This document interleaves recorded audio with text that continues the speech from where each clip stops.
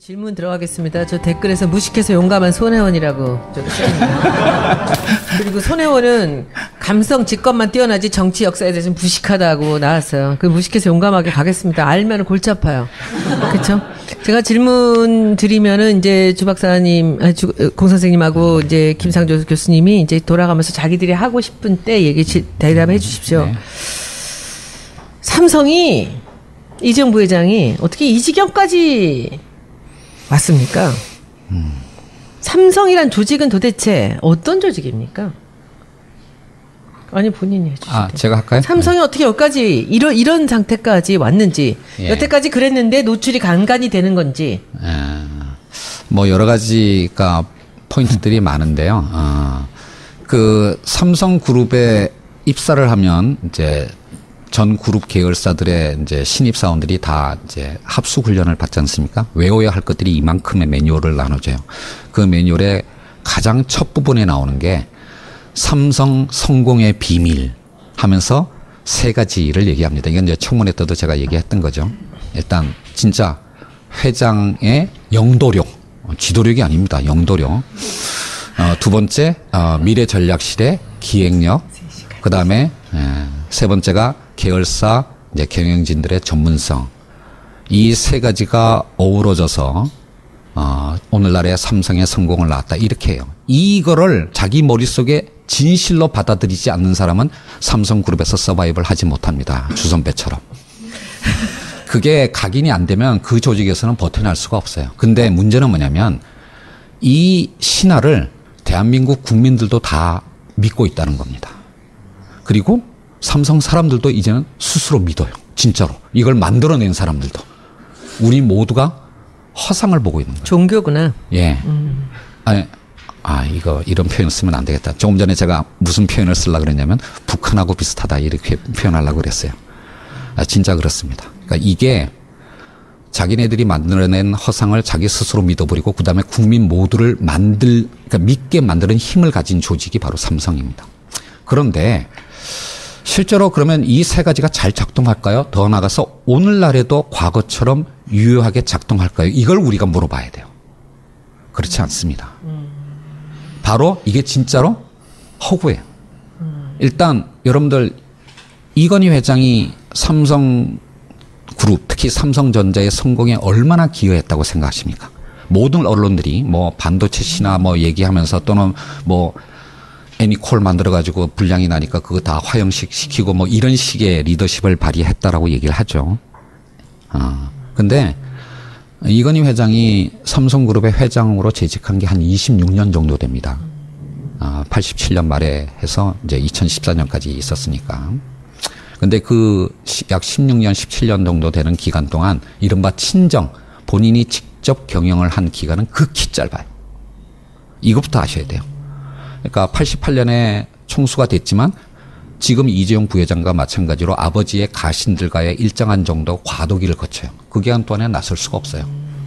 그러니까 이게 유운 통치가 이루어지는 시기예요, 진짜로. 그리고 한 5년 정도 지나고 난 다음에 93년에 프랑크푸르트 선언을 통해서 즉 마누라와 자식을 빼고 다 바꿔라. 그게 바로 이제 이건희 회장이 친정 체제로 들어왔던 그 타이밍입니다. 그리고 몇 가지 사업을 본인 이름으로 시작을 했어요. 다 실패했습니다. 성공한 거 하나도 없습니다. 자동차 이런 거. 반도체는 이병철 회장 때부터 시작한 거예요. 이건희 회장이 새로 시작한 사업 세 가지가 있었는데 다 실패했습니다. 가장 대표적인 게 삼성 자동차예요. 정말로 성공한 게 없어요. 그리고 그게 나라를 말아먹을 뻔했어요. 그룹뿐만이 아니라. 그리고 그 외환 위기가 난 다음에 바로 직후에 이건희 회장은 폐암 수술을 받아서 사실은 일을 할 수도 없었어요. 그래서 뒤로 물러나 있었어요. 바로 그때부터 사실은 이학수 부회장의 관리의 삼성이 만들어진 겁니다. 그래서 삼성의 성공은 오히려 이건희 회장이 경영에 개입하지 않았기 때문에 성공한 거예요. 정말로 역설적으로. 이게 앞으로 우리나라 재벌들의 변화 또는 3세들이 어떻게 가야 되는가를 보여주는 굉장히 시사성이 있는 대목이라고 생각해요. 이제 재벌 총수가 경영에 직접 개입하면 개입할수록 그 그룹은 망합니다. 그리고 이제 2004년쯤 돼서 건강이 회복돼 가지고 다시 돌아왔어요. 그때 이제 나오는 게 뭐냐면 5년 후, 10년 후에 먹을 거를 신수종을 찾아라. 이게 그때 한 말이고요. 위기를 강조하는 그게 그때입니다. 근데 1년도 안 지나서 엑스파일 사건이 터졌어요. 2005년에. 그다음에 2007년도에 김영철 변호사 양심 고백이 있었고 역시 들어오자마자 아무것도 못했어요. 그리고 삼성 특검 수사받았고 그리고 일부분은 유죄 판결 받았고 그리고 이제 대통령 특별 사면 원포인트 한 사람만 딱 찍어서 사면한 거를 받아서 2010년에 다시 경영에 복귀했습니다. 그때 어떤 일이 벌어졌냐면 김영철 변호사 책을 읽어보게 되면 김영철 변호사가 7년 동안 삼성 거기에 법무팀장을 7년 동안 일을 했는데요. 그 7년 동안 이건희 회장이 사무실에 출근한 걸 2번밖에 못 봤다 그랬어요. 근데 그 2010년 경영 복귀 이후에는 일주일에 2번씩 사무실에 나왔어요. 복도에 기자들이 쫙 있으면서 회장님 뭐 어떠십니까 물어보면 이명희 그러니까 형님이라고 부르지도 않고 이명희가 어쩌고 저쩌고 이런 식의 정제되지 않은 발언을 쏟아내는 그 시점에 갔다가 바로 병원에 실려갔어요. 그러니까 뭘 했다는 얘기예요. 정말로 한 게 없어요. 그러니까 진짜로 미래전략실 임원들을 만나보면 삼성그룹의 경영은 정말로 미래전략실이 한 거예요. 이건희 회장이 한 게 없습니다. 오히려 뒤로 물러서 있었기 때문에 그나마 그래도 기획되고 관리되고 그다음에 전문 경영인들의 뭔가 비즈니스와 관련돼서는 재량권을 갖고 있었기 때문에 그래서 성공한 거예요. 이 신화부터 깨야 돼요. 그런데 이 성공 방식이 이제는 더 이상 작동하지 않게 되었다라고 하는 겁니다. 바로 그 미래 전략실에 있는 임원들이 이제는 뭐냐면 과거와 같은 방식으로 그룹 전체를 관리할 수가 없어요. 이젠 삼성그룹은 구멍가게가 아닙니다. 저 끝에 있는 계열사에서 무슨 일이 벌어지는지 정보가 제대로 전달이 안 되는데 어떻게 정확한 판단을 내리겠어요. 그게 바로 그런 어떤 문제가 물산 합병 때 가장 극명하게 나타난 겁니다. 실제로. 그래서 과거의 성공은 이건희 회장이 개입 안 했기 때문이고요. 그런 어떤 삼성그룹의 경영 방식은 지금 더 이상 작동하지 않는 거고 그리고 어떤 의미에서는 이재용 부회장은 사실은 지난 2년 반 동안 미래전략실 임원들에 의해서 놀아나는 허수아비였을 수도 있어요. 실제로. 장충기 사장 등등이 이거 너를 위한 거다. 너에게 적대적 M&A가 불가능할 정도의 지분을 만들어줄게. 물산 합병을 통해서 지주회사 전환을 통해서 자 그러고 난 다음에 너 하고 싶은 대로 해. 너 하고 싶은 거 많잖아. 그때까지 내 말 따라와. 이렇게 하면서 불가능한 일을 만들려고 했기 때문에 무리수를 뒀게 되고 그 무리수가 불법행위까지 간 거예요. 더 이상 과거의 삼성과 같은 방식으로 경영하면 안 된다. 이것 자체가 우리가 알고 있는 삼성의 모습이 허상이다라고 하는 걸 그게 바로 삼성의 변화의 첫 출발점이다라고 하는 걸 기억해 주시기 바랍니다. 질문. 네. 그 지금 말씀이 그러면은 그 삼성 이병철 회장 때부터 있었던 그 비서실 있잖아요. 네. 막강 비서실이 지금 미래전략실로 왔는데 그 비서실에 있을 때 임원들과 지금 이 미래전략실 임원들의 그 능력이라든지 하는 일의 업무가 좀 다르다는 거죠, 범위가. 예, 사실은 그러니까 좀 오버됐다라는 얘기인가요? 그러니까 창업자 이병철 회장이 60년대 비서실을 만들었을 때는 그야말로 비서실 조직이었어요. 그리고 그때는 이병철 회장 혼자가 모든 계열사들의 상황을 다 보고받고 다 직접 의사결정할 정도로 작았습니다. 그리고 그런 상태에서는 그런 조직이 가장 그러니까 효율적일 수 있어요. 근데 이게 점점 커져가는데 그 소병회, 그러니까 이건희 회장으로 넘어갈 때 처음에 이제 소병회 회장실에서는 주로 그 비공식 참모 조직의 중심이 기획 파트였어요. 기획팀. 그래서 이제 그 기획팀이 삼성자동차를 이제 기획해서 추진하다가 다 말아먹고요. 그다음에 거기 있는 사람들 다 잘렸습니다. 그리고 이제 97년 외환위기 때 이학수 부회장 체제로 이제 넘어오는데 이학수 부회장 때부터는 재무팀이 미래전략실의 핵심으로 등장을 했어요. 그래서 정말로 이제 숫자를 가지고 기업을 경영하는. 그러니까 그게 어떤 의미에서는 현대그룹이나 대우그룹처럼 대마불사의 전략을 가지고 규모를 키워서 오히려 국민경제를 볼모로 잡는 그 방식으로 간 게 아니라 그러니까 이학수 부회장 시절에 재무팀은 축소지향적으로 간 거예요. 그래서 깔끔하게 관리하는. 그게 이제 뭐냐면 축소가 아니라 효율성을 강조하기 시작했지. 예. 그러니까 이제 더 확대를 안 했다라는 뜻이고요. 그런데 그런 상태에서 2002년도부터 중국 효과가 발휘되면서 그때 이제 삼성전자의 휴대폰 사업이 세계적으로 확장을 하게 된 겁니다. 그런데 바로 그 숫자를 가지고 그룹 전체를 관리하는 사람들의 마인드가 어떻겠습니까? 계열사들을 관리하는 데는 스마트한 능력을 발휘할지 모르지만 그 사람들의 본업은 그게 아니라 바로 총수일가 이재용 부회장의 지배력을 만들어내는 방법이에요.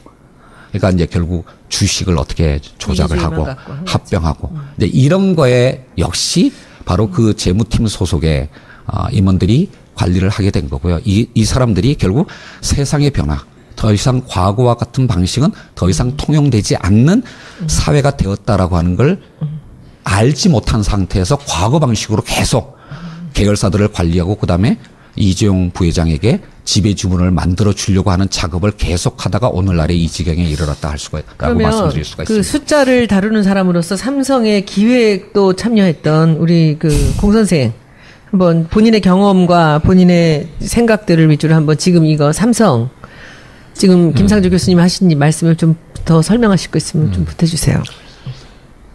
개인적인 경우로 풀면 이제 96년에 와가지고서 삼성에 갔어요. 갔더니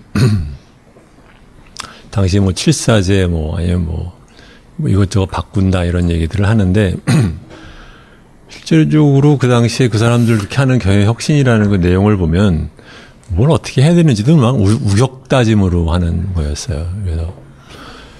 그래서 참 개인적으로 참 이건희라는 사람이 뭘 어떻게 할지도 모르는 주제에 열만 낸다, 바보다, 이제 그렇게 생각을 했는데, 그러니까 자기가 원하는 결과 기준으로의 변화에 대한 그 절박성은 이제 느꼈던 것 같아요. 그것은 뭐 장기 지배주주로서 당연히 생각을 했어야 되는 건데, 문제는 그것을 조직의 변화로 어떻게 끌어낼 거에 대해서는 잘 몰랐던 거죠. 그러니까 이제 소위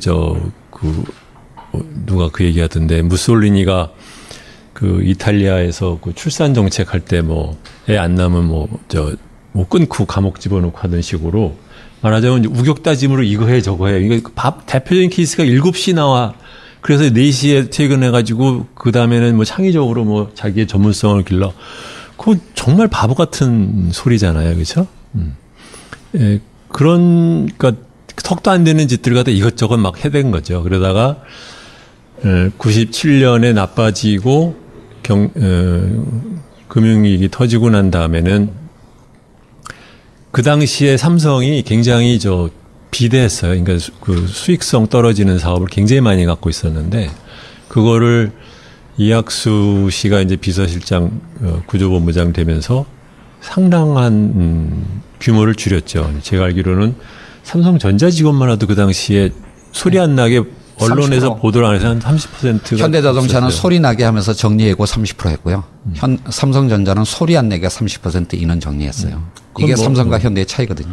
언론한테 돈 매기면 되는 거니까 이렇게 대단한 건 아닌데 그러면서 그다음에 이제 자본 효율성 같은 거 따지고 그러고 방금 말한 대로 이제 기획팀이 몰락하고 재무팀이라고도 하지만 이제 관리팀이라고도 해요. 처음에는 저는 삼성 가가지고 관리 그러게 관리가 뭐야? 무슨 말이지? 저 영어로 번역이 안 되는 개념인데 심지어는 제가 모시던 윗사람이 외국인이랑 만나는 자리에 이제 저를 데리고 갔는데 자기가 넌 뭐 하는 사람이야? 이거 난 관리 담당이라고 말을 하는 거야. 그러면서 나보고 그 양반이 영어로 말하고 싶으니까 좀 주차장 관리가 영어로 뭐지?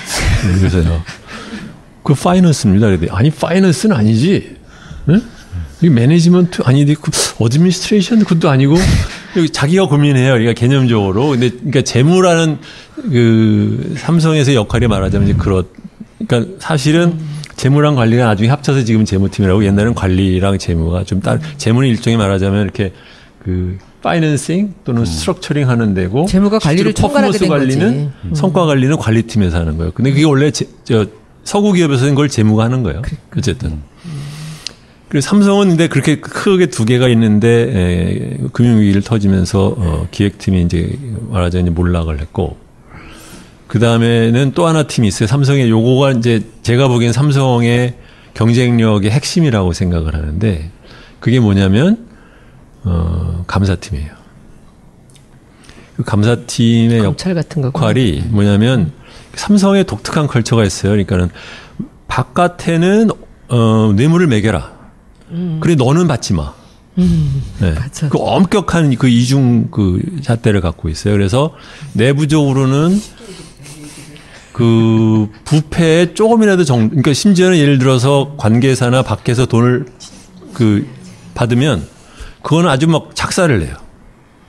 그런데 돈 주는 거는 벤치마크를 잡는 게 이건 제가 이건희의 말이라고 제가 전해 들은 말인데 미쓰비시를 벤치마크를 해라라는 걸 사장단에서 여러 번 얘기를 해요. 미쓰비시에 왜 벤치마크를 하라 그러냐면은 미쓰비시는 일본에서도 그 로비를 할 때 잘하는 게 뭐냐면 관료의 처음 사무관 때부터 같이 큰다는 거죠. 미쓰이안. 미쓰비시라고 그랬어요, 나한테는.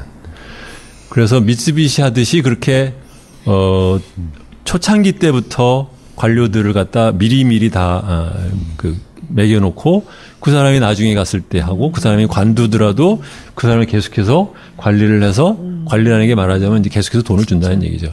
그래서 이제 나중에 또 다시 또 돌아오면 또 뭐 해주고 하는 그거를 아주 중요한 자기네들의 그 말하자면 경쟁력의 요체로 생각을 해요. 그래서 같은 재벌이라 하더라도 그 독특한 컬처가 있는 것이 외부적인 그 뇌물의 체계화와 내부적인 뇌물의 그 침입을 절대로 막는 것. 거기는 플러스 이제 뭐 일종의 우리나라의 고질적인 병폐라고 하는 부패 플러스 인사 문제, 파당 를 만드는 걸 엄청나게 그 말하자면 막았어요. 그래서 예를 들면 뭐 같은 고등학교 출신 동문회가 뭐 연말에 뭐 망년을 했다. 또는 대학교 출신들이 망년했다 그러면 그건 감사감이 됐거나 아니면 책임자 묻고 이랬단 말이죠. 그러니까 이것이 그러한 결과 때문에 그 다른 재벌과는 달리 삼성에는 명문대학교 나온 사람이 아닌 사람들 중에서 높은 자리에 올라간 사람이 굉장히 많죠. 근데 그것이 바로 그러니까 내부적인 염직성과 내부적인 파당을 막는 것, 이게 한국 사회의 아주 고질적인 거를 이병철 씨가 옛날부터 그것은 굉장히 그 까다롭게 관리를 했던 것 같고, 그것을 꾸준하게 지키는 것이 삼성의 이제 중요한 경쟁력이었다 생각하는데, 제가 갔을 때는 당시 이제 반도체가 한참 호황이었다가 잠깐 이제 꺼졌을 때였어요. 근데 그 당시에 그 삼성 안에서는 우리가 이익을 1조를 넘었다고 막 그냥 흥감해할 때, 감격할 때였는데, 그리고 이제 그 당시에는 이제 반도체 혼자 돈을 벌고 나머지는 다 거의 다 적자에 가까웠어요. 그랬다가 이제 그것이 이제 휴대폰이 나가고, 그 다음에 반도체 시장이 우리가 예상했던 것보다 훨씬 더 빠른 속도로 팽창하면서, 그거는 이제 제가 왜 아냐면 그 당시에 반도체 기획에 제가 잠깐 내려갔었다 그랬는데, 그때 뭘 하고 있었냐면 256K인가?